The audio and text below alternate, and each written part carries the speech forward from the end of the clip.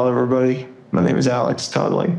I'm the second participant in the Neuralink study, and I'm here to count us down to the demo.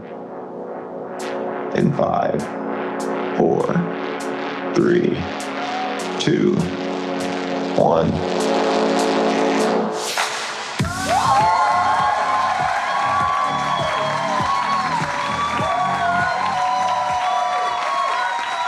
Hi, everyone. Welcome to the Neuralink presentation. This is an update for the progress of the Neuralink team. It's been an incredible amount of progress. This is, we're going to start off high level, generally describing what Neuralink's doing, and then we're going to have a very deep technical dive, so you can actually get an understanding of what exactly we're doing at a granular level and what we can do to enhance human capabilities and ultimately build a great future for humanity. So those are neurons firing. It's funny to think that me talking right now is a bunch of neurons firing that then result in speech that you hear and cause neurons to fire in your brain. Part of this presentation is about demystifying the brain. It is a remarkable organ. I mean, we are the brain, basically. When you say you, that really is, you're the brain. Like you can get a heart transplant, you can get a kidney transplant, but I don't know anyone who's gotten a brain transplant. So you are your brain. And your experiences are these neurons firing with trillions of synapses that somehow lead to conscious comprehension of the world. This is something that we have only begun to understand. We're really just barely at the beginning of understanding of what is the nature of consciousness. And I've thought a lot about what is consciousness? Where does consciousness arise? Because if you start at the beginning of the universe, assuming physics is true, the standard model of physics is true, then you have this Big Bang, the matter condensing into stars, those stars exploding. A lot of the atoms that are in your body right now were once at the center of stars. Those stars exploded, recondensed. Fast forward 13.8 billion years, and here we are. And somewhere along that very long journey, to us at least, consciousness arose, or the molecules started talking to each other. And it begs the question of what is consciousness? Is everything conscious? Maybe. It's hard to say where along that line. There's no sort of discrete point where consciousness didn't exist and then suddenly does exist. It seems to be maybe you have a condensation of matter that has a density of, like we don't know what, the real answer is we don't know what consciousness is. But with Neuralink and the progress that the company's making, we'll begin to understand a lot more about consciousness. And what does it mean to be? Along the way, we're going to solve a lot of brain issues where the brains get injured or damaged in some way, or didn't develop in quite the right way. But there's a lot of brain and spine injuries that we'll solve along the way. And I do want to emphasize that this is all going to happen quite slowly, meaning you'll see it coming. Sometimes people think that suddenly there will be vast numbers of Neuralinks all over the place. This is not going to be sudden. You'll be able to watch it happen, over the course of several years, and we go through exhaustive regulatory approvals. So this is not something that we're just doing, by ourselves without government oversight. We work closely with the regulators every step of the way. We're very cautious with with the Neuralinks in humans. That's the reason we're not moving faster than we are, is because we're taking great care with each individual to make sure we never miss. And so far we haven't, and I hope that continues into the future. Every single one of our implants in humans is working, and working quite well. And you'll get to hear from some of the people that have received the implants and hear it in their words. So what we're creating here with a Neuralink device is a generalized input-output technology for the brain. So it's how do you get information into or out of the brain, and do so in a way that does not damage the brain or cause any negative side effects. So it's a very hard problem. And generally the reactions I've seen to this range from it's impossible to it's already been done before. Those people should meet, actually. The reality is that there actually have been limited brain-to-computer interfaces for several decades on a very basic basis. Just what we're doing with Neuralink is dramatically increasing the bandwidth by many orders of magnitude. So a human bandwidth output is less than 1 bit per second over the course of a day. So there's 86,400 seconds in a day. It's very rare for a person to do more than 86,400 bits of output per day. You'd have to be really talking a lot or typing all day, and you might exceed that. So what we're talking about here is going from maybe 1 bit per second to ultimately megabits and then gigabits per second. And the ability to do consensual telepathy. Now, the input to the brain is much higher, especially because of vision. Depending upon how you count it, it might be on the order of a megabit or in the megabit range for input, primarily due to sight. But even for input, we think that can be dramatically increased to the gigabit plus level. And a lot of the thinking that we do is we take a concept in our mind and we compress that into a small number of symbols. So when you're trying to communicate with somebody else, you're actually trying to model their mind state, and then take perhaps quite a complex idea that you have, maybe even a complex image or scene or kind of mental video, and try to compress that into a few words or a few keystrokes. And it's necessarily going to be very lossy. Your ability to communicate is very limited by how fast you can talk and how fast you can type. And what we're talking about is unlocking that potential to enable you to communicate, like I said, thousands, perhaps millions of times faster than is currently possible.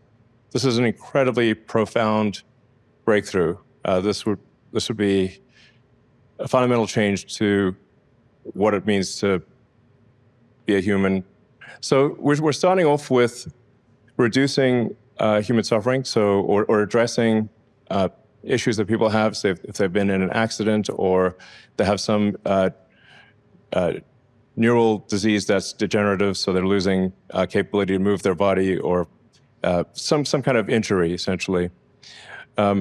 So enabling, our first product is called telepathy, and that enables someone who has lost the ability to command their body to be able to communicate with a computer and move the mouse and actually operate a computer with roughly the same dexterity, ultimately much more dexterity than a human with working hands.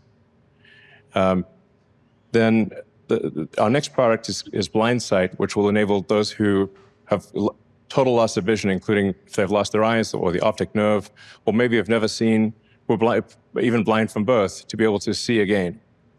Initially low resolution, but ultimately very high resolution, and then in multiple wavelengths. So you could be like Geordi LaForge in Star Trek, and you can see in radar, you can see in infrared, ultraviolet, superhuman capabilities, cybernetic enhancement, essentially. And then along the way, this should help us understand a lot more about consciousness. What does it mean to be a conscious creature? We'll understand vastly more about the nature of consciousness as a result of this. And then ultimately, I think this helps mitigate the civilizational risk of artificial intelligence. We already sort of have three layers of thinking.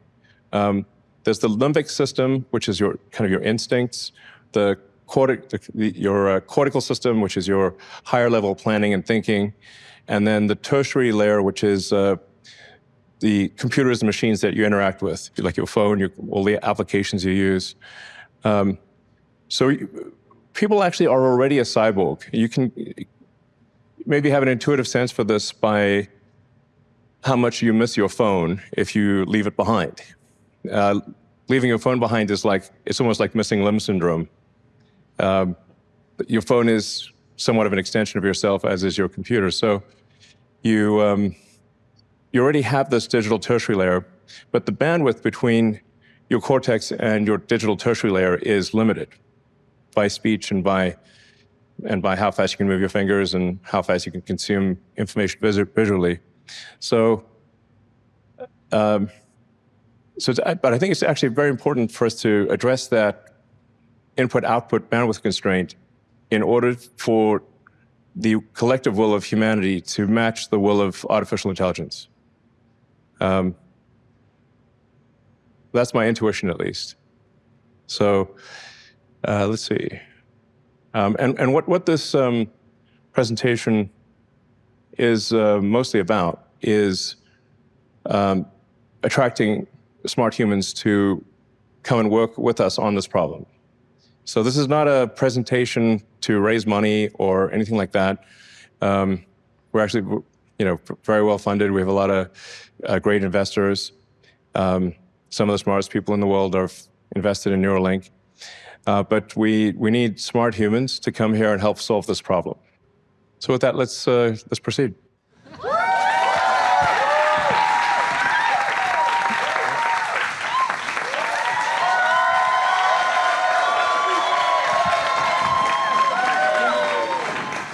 Hey everyone, my name is DJ. I'm a co-founder and president of Neuralink. And as Elon mentioned, actually we're standing in the middle of our robot space. We have a stage set up, but this is actually where some of the next generation, most advanced surgical robots are being built. So welcome to our space.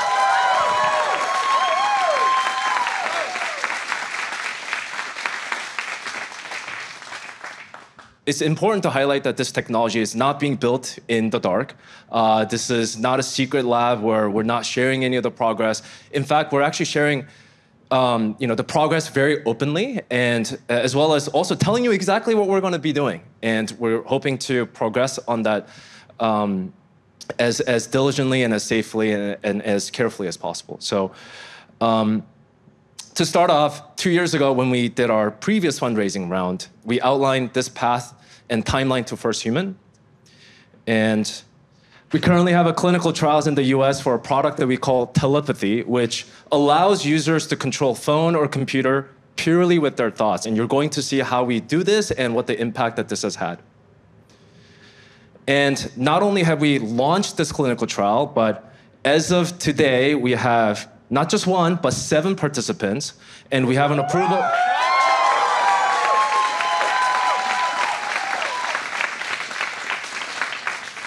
And we also have an approval to launch this trial in Canada, UK, and the UAE. Let's go.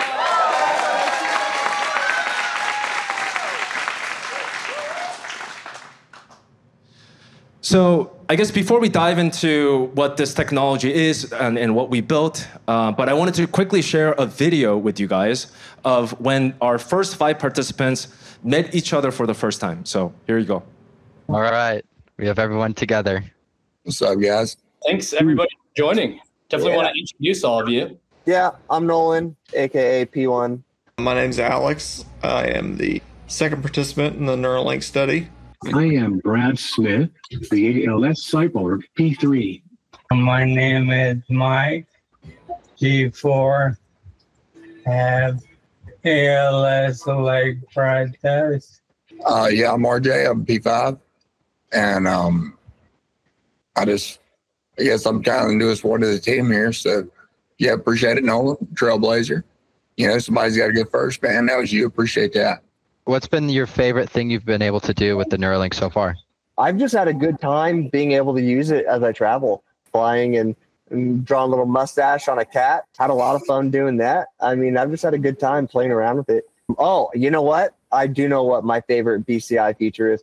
Probably not a feature, but I love WebGrid more than I love anything in my life, probably. I think I could play that game nonstop forever. Has to be Fusion 360. Being able to design parts, design the hat logo with the BCI. Oh, that's what's up. Pretty sweet. That's sweet. Yeah. Yep. I have a little Arduino that takes input from my quad stick, converts it into a PPM signal to go to a RC truck. Cool. Little rock crawler. Well, Super cool. with the BCI, I wrote code to drive the plane with the quad stick. That's awesome. The best thing I like about Neuralink is being able to continue to provide for my family and continue working. I think my favorite thing is probably being able to turn on my TV. Yeah, like the first time in 2.5 years, I was able to do that. So it's a pretty sweet move. I like shooting zombies. That's kind of nice. Excited to see what BCI's got going on. I got a question. What's your shirt say? It says I do a thing called whatever I want.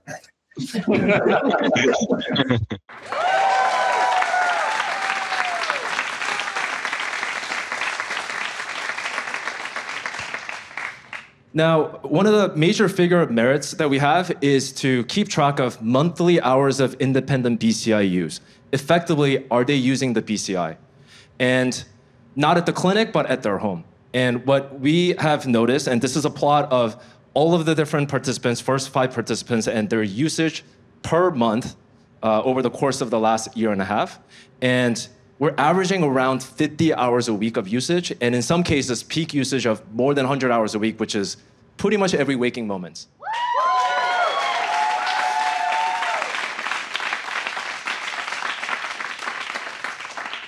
So I think it's been incredible to see all of our participants demonstrating greater independence through their use of BCI. Not only that, we've also accelerated our implantation cadence as we've amassed evidence of both clinical safety as well as value to our participants. So to date, we have 4 spinal cord injury participants as well as 3 ALS participants, with the last 2 surgeries happening within 1 week of each other. And we're just beginning. This is just tip of the iceberg. Our end goal is to really build a whole brain interface. And what do we mean by whole brain interface?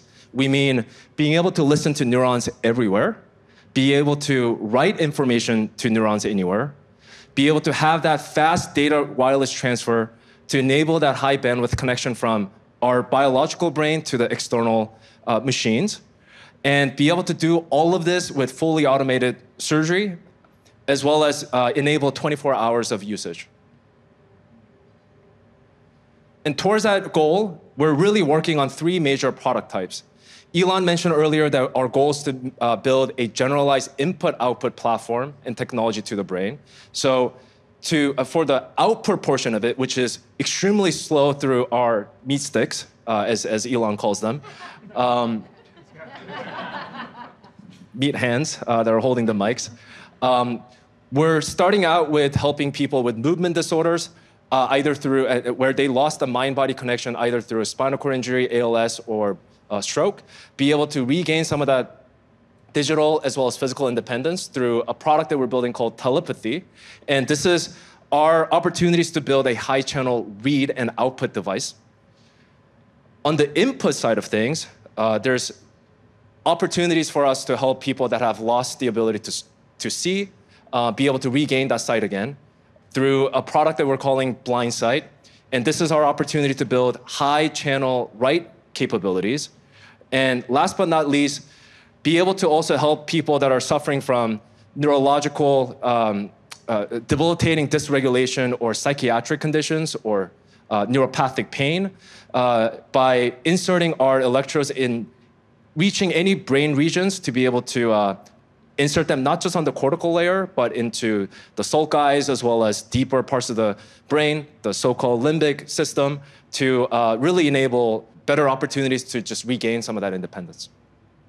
Our North Star metrics is one, increasing the number of neurons that we can interface with, and second, to expand to many diverse areas, any parts of the brain, starting with microfabrication or lithography to change the way in which we can actually increase the number of neurons that we can see from a single channel, and also doing mixed signal chip design to actually increase the physical channel count, to increase more neurons that we can interface to sort of allow more information from the brain to the outside world.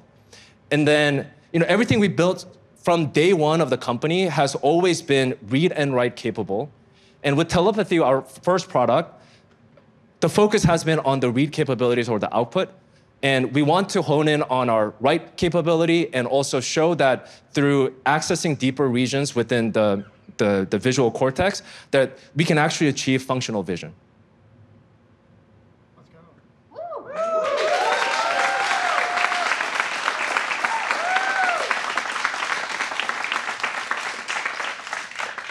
So now, just to step you through what the product evolution is going to look like in the next 3 years, today what we have is 1,000 electrodes in the motor cortex, the small part of the brain that you see in this animation called the hand knob area, that allows participants control computer cursors as well as gaming consoles. Next quarter, we're planning to implant in the speech cortex to directly decode attentive words from brain signals to speech. And in 2026, not only are we going to triple the number of electrodes from 1,000 to 3,000 for more capabilities, we're planning to have our first Blindsight participant to enable navigation.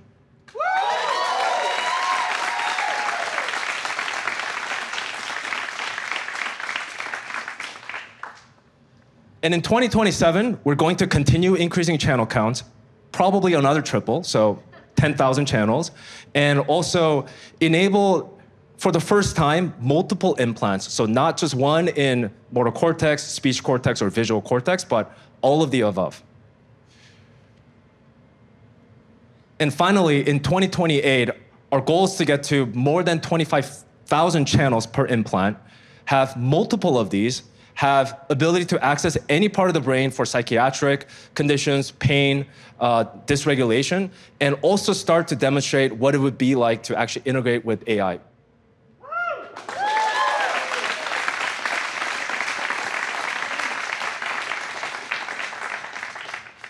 And all this is to say that we're really building towards a set of fundamental foundational technology that would allow us to have hundreds of thousands, if not millions of channels with multiple implants for whole brain interfaces that could actually solve not just these debilitating neurological conditions, but be able to go beyond the limits of our biology. And this vertical integration and the talented team that we have at Neuralink has been and will continue to be the key recipe for rapid progress that we will be making.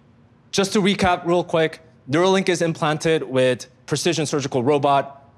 It's physically invisible, and 1 week later, users are able to see their thoughts transform into actions. And to share more about what that experience is like, I'd like to welcome Sehej to the stage.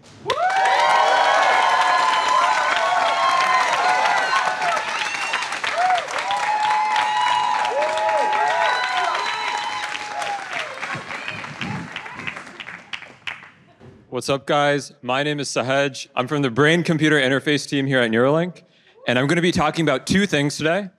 The first thing is, what exactly is a Neuralink device capable of doing right now?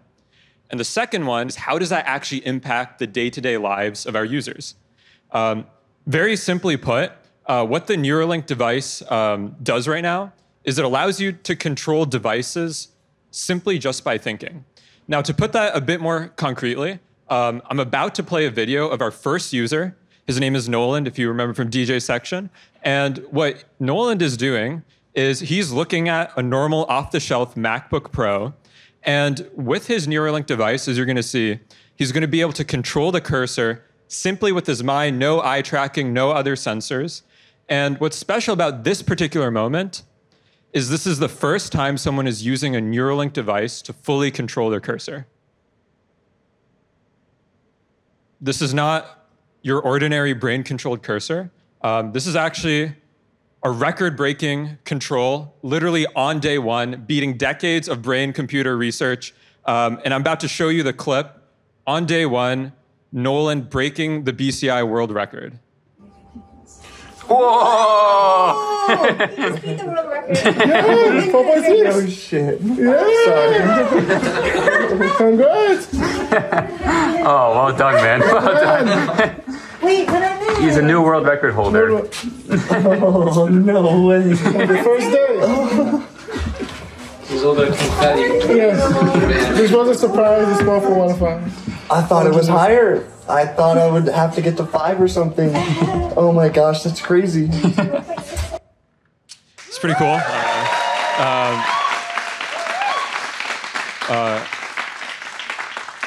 Yeah, another really fun thing you could do with the Neuralink device outside of controlling a computer cursor is you could actually plug it in through USB through a lot of different devices.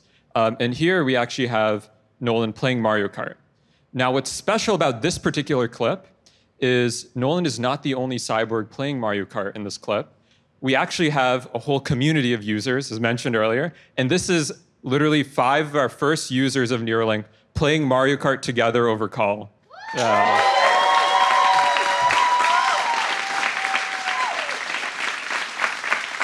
Now, Mario Kart it's cool. You know, you're using one joystick and then you're clicking like a couple buttons to throw items. What would be even cooler is what if you could control 2 joysticks at once, simultaneously with your mind?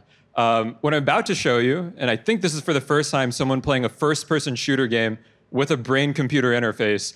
This is Alex and RJ playing Call of Duty, controlling one joystick to move and then the other joystick to, like, point your gun and then shooting people as a button. Here's Alex shooting another person. Right. Oh, dear God.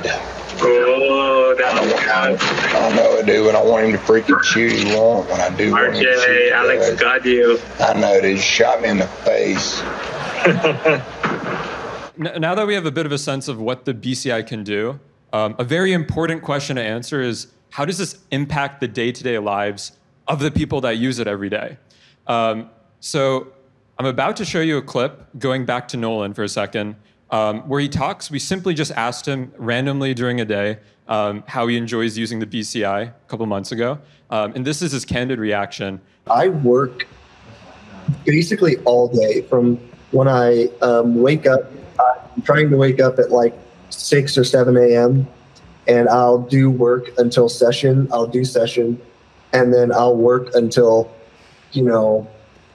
11, 12 p.m. or 12 a.m. Wow. I'm doing, I'm learning my languages. I'm learning my math. I'm relearning all of my math. I am writing. I am doing a class that I signed up for. And I wanted to point out that this is not something I would be able to do without the Neuralink. Next, I want to talk a bit about Brad. You guys may already know him as the ALS cyborg. And Brad also has ALS. And what separates him from our other users is he's actually nonverbal, so he can't speak. Why this is pretty relevant is he relies, at least before the Neuralink, on an eye gaze machine to communicate. And a lot of eye gaze machines you can't use outdoors. You really need a dark room. So what this means is for the last 6 years since Brad's been diagnosed with ALS, he's really unable to leave his house. Now with the Neuralink device, we're going to show you a clip of him with his kids at the park, shot by Ashley Vance and the team. Okay, you guys ready? No, Abdul's taking it. Okay. I am absolutely doing more with Neuralink than I was doing with eye gaze. I've been a Batman for a long time, but I go outside now. Going outside has been a huge blessing for me. And I can control the computer with telepathy. Dad's watching. Look, he's watching on the camera. Did we lose one of the arms? The last user I want to talk about is Alex. You've seen some clips of him earlier. What's special about Alex to me is he's a fellow left-handed guy who writes in cursive all the time. And what he mentioned is since a spinal cord injury from like 3-4 years ago, he's been unable to just like draw or write. And he always brags about how good his handwriting was. So we actually got to put it to the test. We gave him a robotic arm. And I think this is the first time he tried using the robotic arm to write anything. And this is a sped up version of writing at the convoy trial and drawing something. Shout out to them, yeah.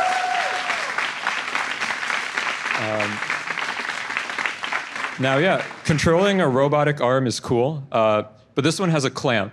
And what would be cooler is if you could decode the actual fingers, the actual wrist, all the muscles of the hand in real time. Just in the past couple of weeks, we were able to do that with Alex, and you're about to see him and his uncle playing a game. Rock, paper, scissors, shoot. Rock, paper, scissors, shoot. Rock, paper, scissors, shoot. Rock, paper, scissors, shoot. That was scissors. Bullshit.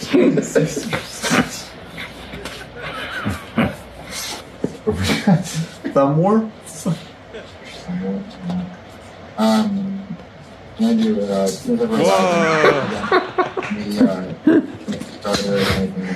Cool. Controlling, yeah, that's pretty dope. I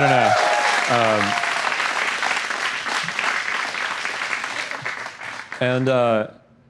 Controlling a robotic hand on screen is obviously not super helpful for most people.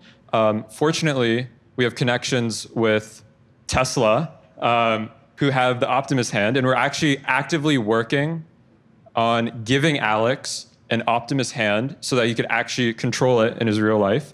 And here's the actual replay of the end of that video using Alex's neural signals on an Optimus hand. Sean, if you want to play that.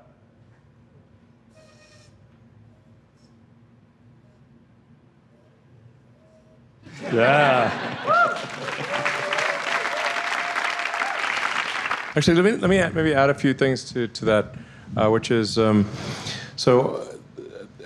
we advance the Neuralink devices, you should be able to actually have full body control and sensors from an Optimus robot. So you could basically inhabit an Optimus robot. It's not just the hand, the whole thing.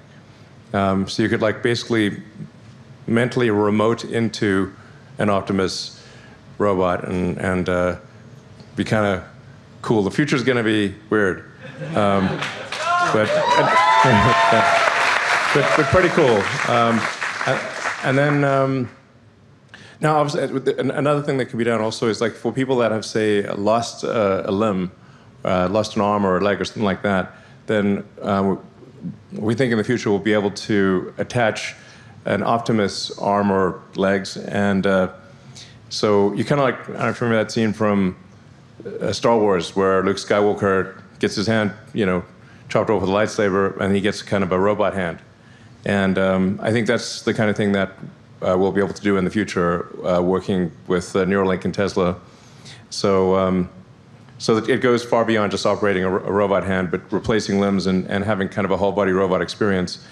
And then I think another thing that will be possible, I think is very likely in the future, is to be able to bridge where the damaged neurons are. So you can take the signal from the brain and transmit that signal past where the neurons are damaged or strained to the rest of the body. So you could reanimate the body, so that if you have a Neuralink implant in the brain and then one in the spinal cord, then you can actually bridge the signals, and you could walk again and have full body functionality. Obviously, that's what people would prefer, to be clear. We realize that would be the preferred outcome. And so that even if you have a broken neck, or you could still, we believe, I'm actually, at this point, I'd say fairly confident that at some point in the future, we'll be able to restore full body functionality.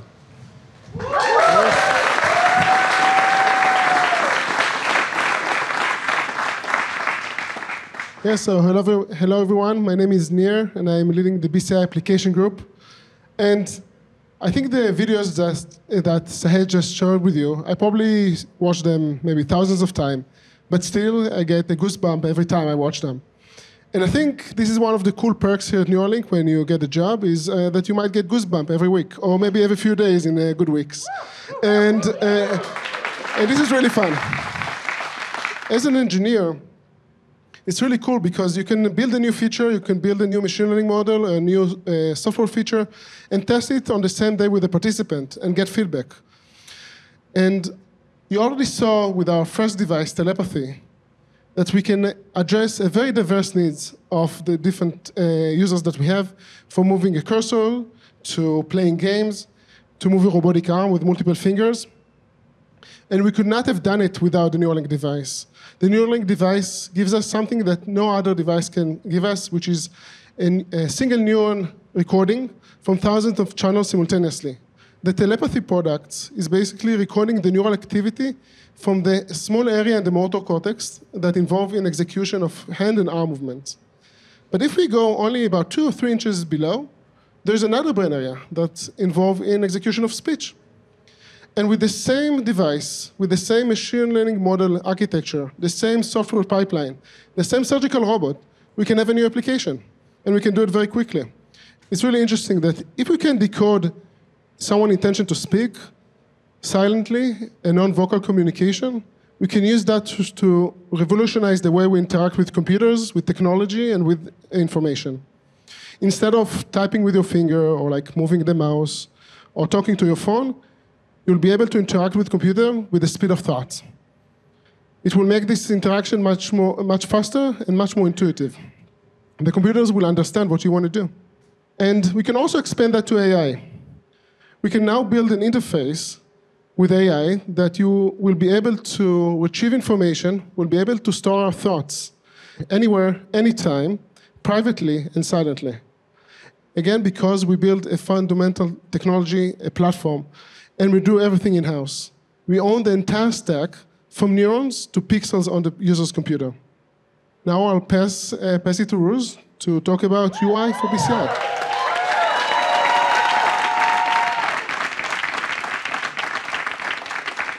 Thank you, Nir. Each spike that our implant detects goes on a fairly remarkable journey to ultimately form a pixel on a participant's display. And that experience starts with, of course, unboxing. The very first time that a participant pairs to and meets their implant, this invisible part of their body, and sees their own spikes materialize across the display. From there, they'll go into body mapping and actually imagine moving their arm again and get a feel for what feels natural to them and what doesn't. And they'll take that into calibration, using one of those motions to actually move a cursor again, iteratively refining their control as they go throughout this process until, finally, they're teleported back to their desktop and can experience the magic of neural control for the very first time. And our control interfaces is where the OS integration that we do really shines, letting us adapt both control and feedback for every interaction. So for familiar interactions like scrolling, we can surface an indicator over the scrollable parts of the display, add a touch of gravity to automatically pop a participant's cursor onto that indicator as they approach, show the actual velocities that we decode inside of it, and add a bit of momentum to those velocities to carry them forward as they glide across the page. There are also unique interactions that we need to solve for in this space. For example, when a participant is watching a movie or just talking to somebody next to them, the brain is very active still, and that activity can actually induce motion in the cursor, distracting them from that moment. So when a participant wants to just get their cursor out of the way, they can push it into the edge of the display to park it there. And of course, we add gravity to sort of hold it still, but they can push it out with either just a firm push or, in this case, a gesture. And of course, it goes without saying that all of these control interfaces are designed hand in hand with our participants So huge shout out to both Nolan and Brad for helping us design these two. And those control interfaces, of course, extend to typing. We have a great software keyboard that does everything you'd expect it to, popping up when a participant clicks on a text field, giving them feedback about the click along the surface of the key, and supporting both dictation and swipe.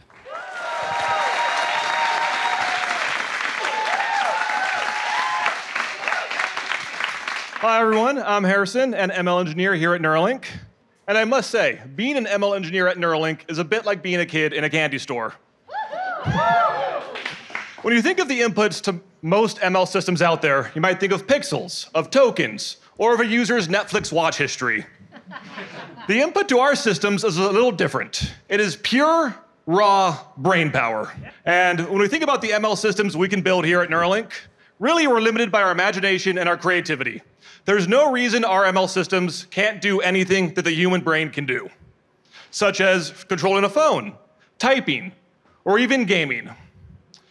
Right here to my left is actual footage of Alex, one of our participants, playing a first-person shooter against RJ, another one of our participants. Now, for those unfamiliar with first-person shooters, this is not a trivial feat. It requires 2 fully independent joysticks, or 4 continuous degrees of control, as well as multiple reliable buttons. Now, contrary to popular belief, the Neuralink does not simply read people's minds. It's simply reading neuronal activations corresponding to motor intent. So one of the fun challenges with this project was figuring out which motions were going to be mapped to the joystick. We started with the typical left thumb and right thumb, but quickly found that the dominant hand overshadowed the non-dominant hand. My personal favorite is we had one of our participants imagine walking for the left joystick and aiming for the right joystick. So in game, they were simply doing naturalistic motions, like you might do in virtual reality in Ready Player One. And that was really cool to watch. What we ended up on was the thumb for the left joystick and the wrist for the right joystick. And I challenged the audience to try to replicate their motions. I'm really in awe of them being able to pull this off. I want to talk a bit about the progress to our cursor calibration experience. To my left here, you can see RJ completing his first ever cursor calibration with a redesigned open loop flow where we first gather information about his intent and how to map the neural activity, to the first time he controls a cursor, to the final product where he has smooth and fluid control of his computer. And most remarkably, this experience took only 15 minutes from start to finish. 15 minutes from not...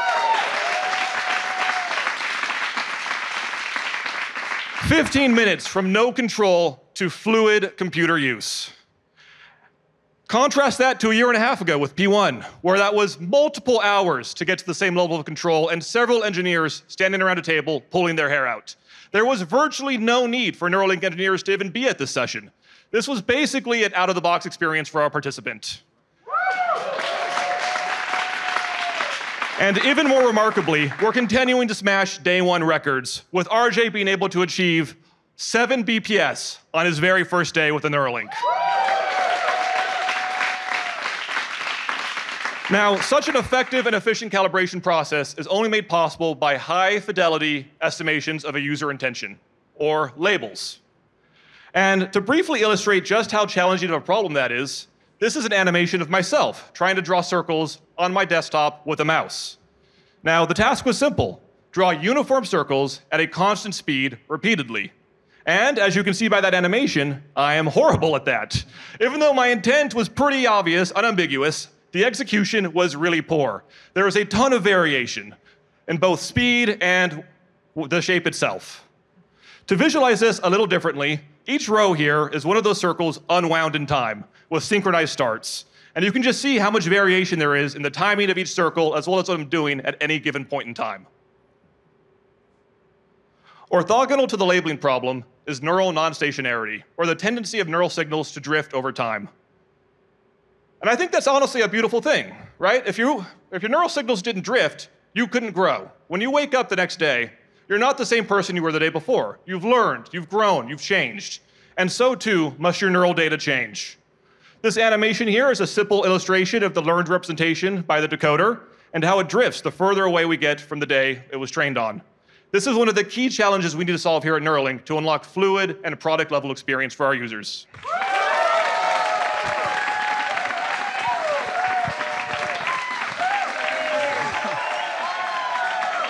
Hey, everyone.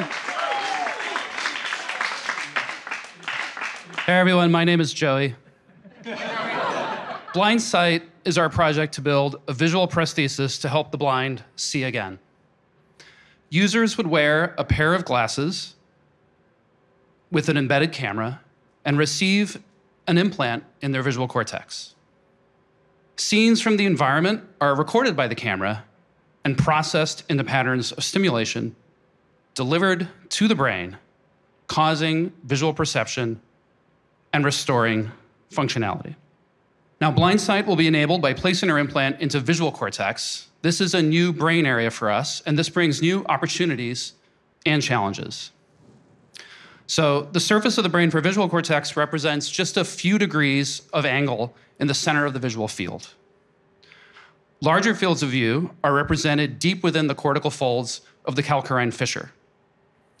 Our threads are able to access these deeper structures, providing the possibility of restoring vision over a functionally useful visual field.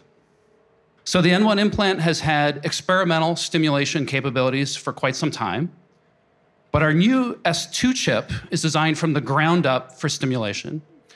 It provides over 1,600 channels of electrical stimulation, high dynamic range recording capabilities, and a wide range of microstimulation currents and voltages. We can achieve these capabilities because we're vertically integrated and we designed this custom ASIC in-house. Similarly, we design and fabricate our electrode threads in-house. And here you can see one of our standard threads designed for recording in an electron micrograph. For Blindsight, our requirements are a little different, and our vertical integration allows us to rapidly iterate on the design and manufacturing of these threads for this new purpose. So here, I'm using red arrows to highlight the electrode contacts, which are optimized for stimulation. And as you can see, they're a little bit larger, which results in a lower electrical impedance for safe and effective charge delivery, which is important for Blindsight. Now, how can we calibrate our implant for Blindsight? So here's one way. We stimulate on the array, picking, say, 3 different channels. The user perceives something, say 3 spots of light, somewhere in their visual field, and points at them. We track their arm and eye movements and repeat this process for each of the channels on the array. And here's what a simulated example of a Blindsight vision could look like after calibration.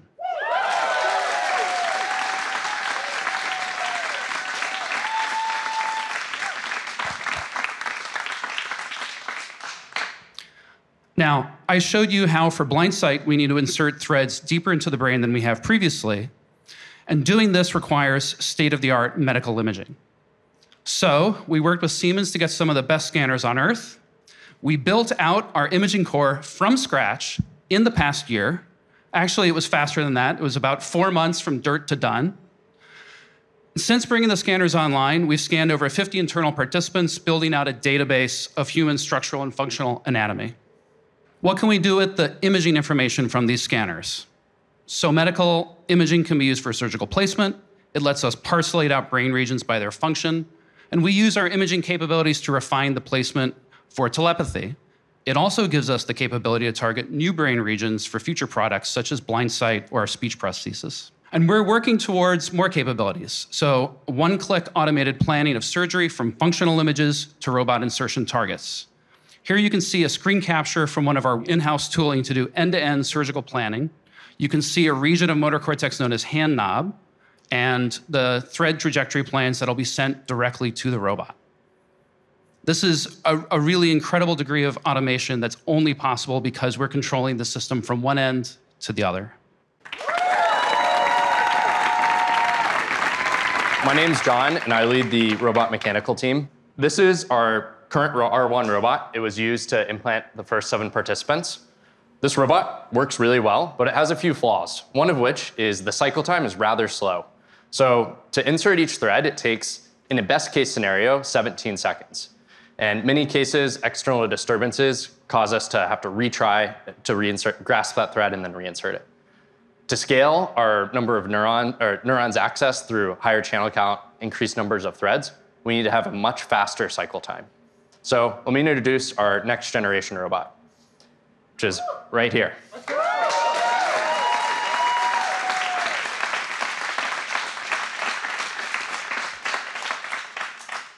Through rethinking the way that we hold the implant in front of the robot by holding it directly in front on the robot head, we're able to achieve an 11 times cycle time improvement. So each thread takes 1.5 seconds.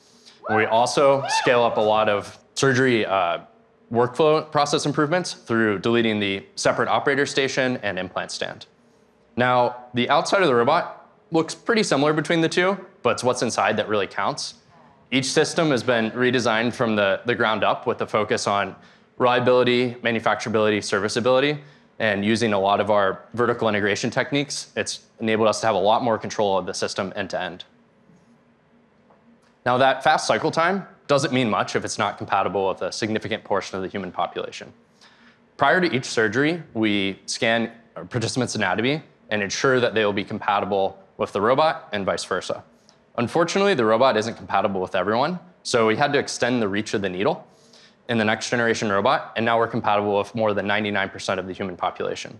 We've also increased the depth that the needle can insert threads. Now it can reach more than 50 millimeters from the surface of the brain, accessing and enabling new indications. We have to produce a ton of custom sterile components for each surgery. We actually supply more than 20 of these parts.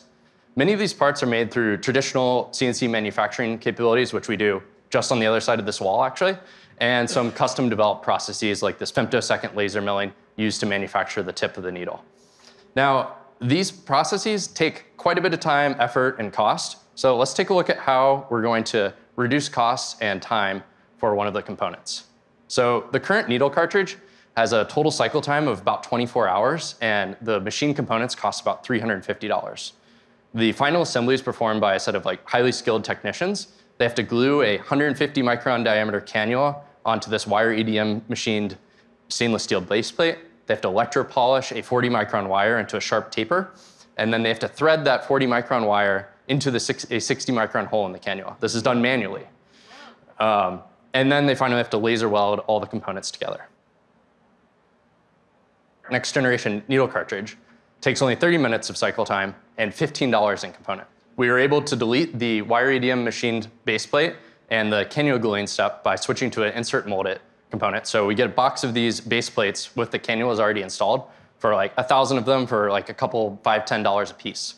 We also deleted the electropolishing step with the revised needle tip geometry, which is also compatible with inserting the threads through the dura. We have a few revised manufacturing techniques to delete the manual threading through basically a funnel, rather simple, but it has been a big impact. And then we're able to delete the laser welding through using crimping.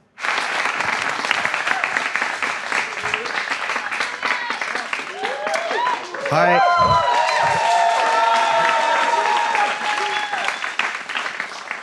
Hi, I'm Julian. I'm one of the leads on the implant team. So the way humans communicate today, if they want to output information, is by using their hands and their voice, as I'm doing right now. And if you want to receive information, you use your ears and your eyes. And of course, that's how you're receiving this very talk.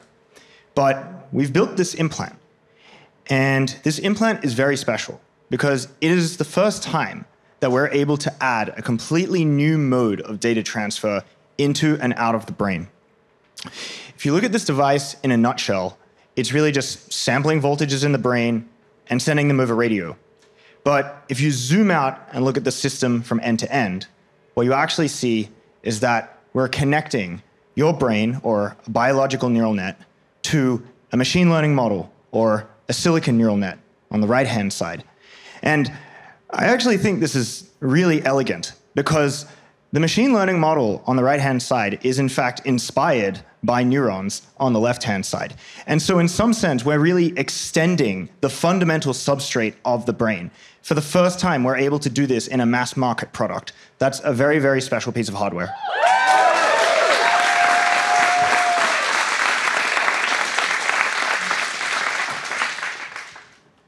So these are some of the first implants that we ever built. There are electrodes that were made with our in-house lithography tools. We have custom ASICs that we also designed in-house. And this was really a platform for us to develop the technology that allows us to sense micro-level volts in the brain across thousands of channels simultaneously. We learned a lot from this, but as you'll notice in the right two images, there are USB-C connectors on these devices. These were not really the most implantable implants.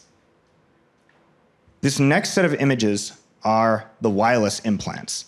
And there was a complete evolution that we went through to add the battery, the antenna, the radio, and to make it actually fully implantable. Once it's implanted, it's completely invisible. It's very compact, it's modular, and it's a general platform that you can use in many places in the brain.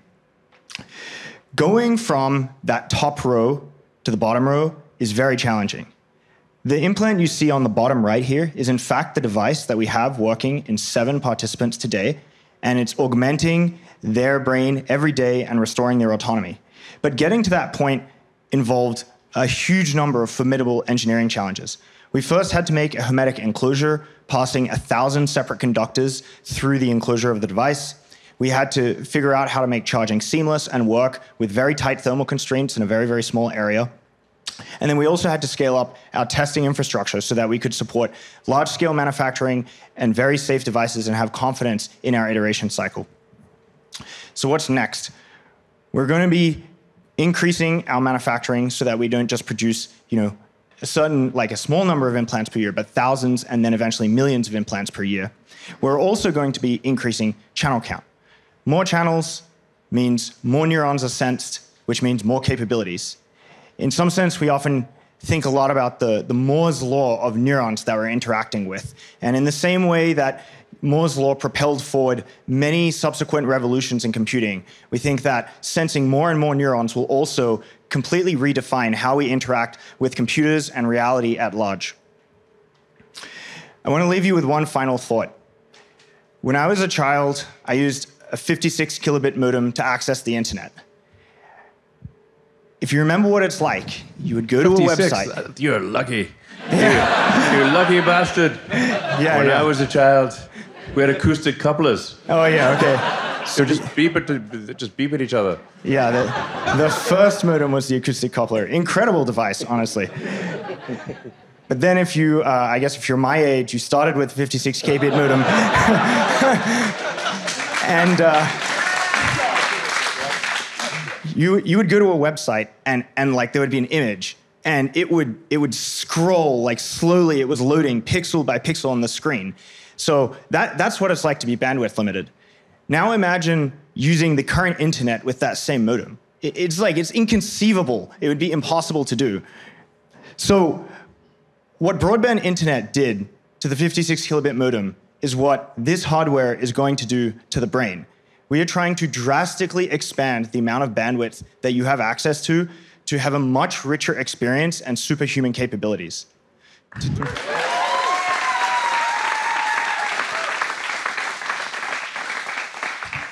So I guess just to kind of close out and to recap, today, Neuralink is working reliably and has already changed the lives of 7 participants and making a real impact.